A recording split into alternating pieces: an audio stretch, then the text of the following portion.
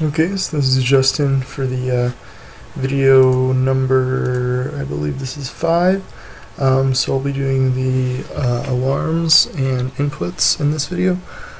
So first up for the alarmables, I'll go through the header file. There's the obvious constructor destructor. We have a trigger alarm function, a set, a stop alarm, and then of course the 5 different alarms that the user can set.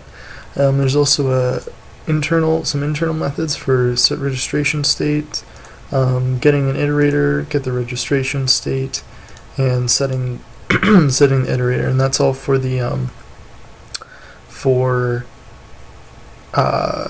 constant time removal.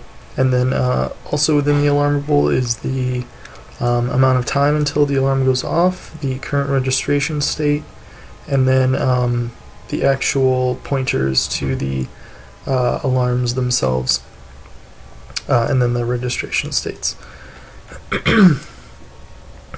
So in the CPP, first is the just setting up the alarms to all be deregistered. Trigger alarm is a basically just one big switch to figure out which alarm it should be setting off. Getting the iterator is the same stories, same with the set for it. Also the registration state. So those are pretty all simple. And then setting alarm just submits a command, and the stop alarm also submits a deregistration command. So that's that for the alarmable. In the alarmable manager,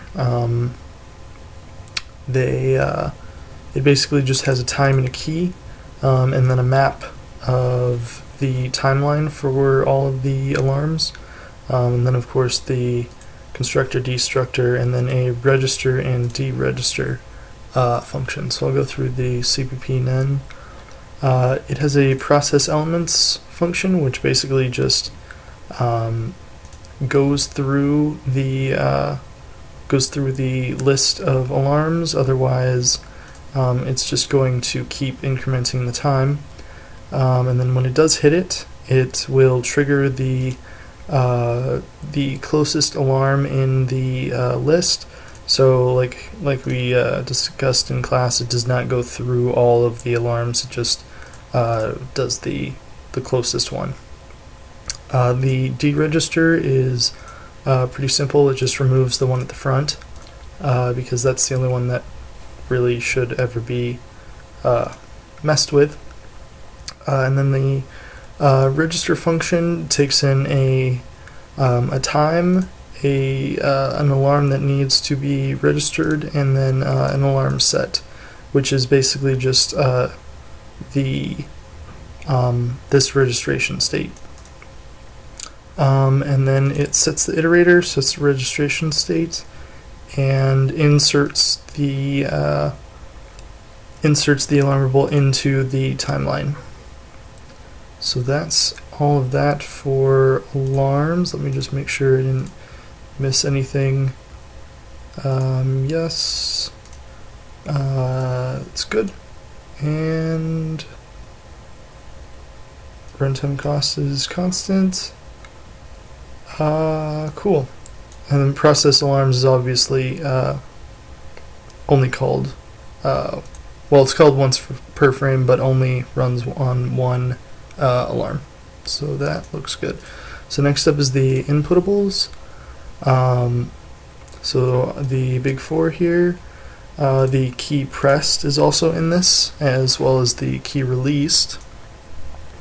And then obviously these are the virtual functions for those, as well as a submit key registration, which takes in the key and the type, and then the deregistration for it.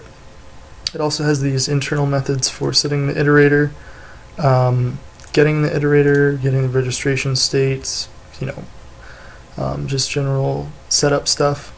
It also has the event type, which is the key pressed or released, and the state that each key is currently in.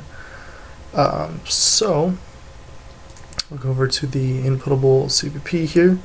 We have the scene registration and deregistration, both using the command pattern. And then, of course, the submit key registration, which the user calls these two here. The internal method of setting the iterator, getting the iterator, getting the registration, setting the registration, and that is pretty much all it is for inputable. The input event type class is, or not even a class, is an enum, just pressed or released. The keyboard manager has its constructor, destructor, it has a register, a deregister, and getting the map of the managers. And then it also has a map of managers which store the individual key presses. I should pull up this here just to show this real fast.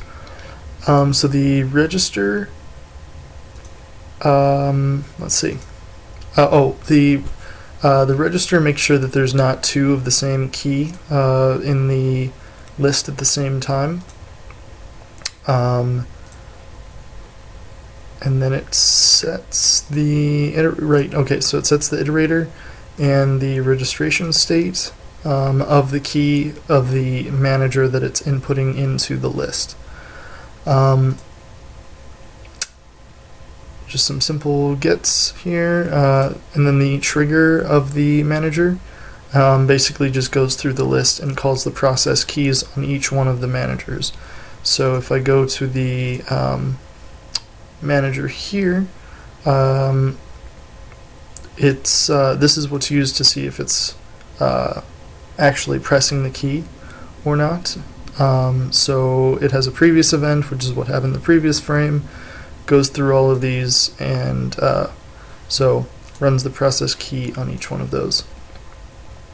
The deregister function basically just deregisters a certain key and key type from the list so that it no longer will be checked. And I do believe that is everything. Let me just make sure real quick. Yes, there's no duplication. Runtime.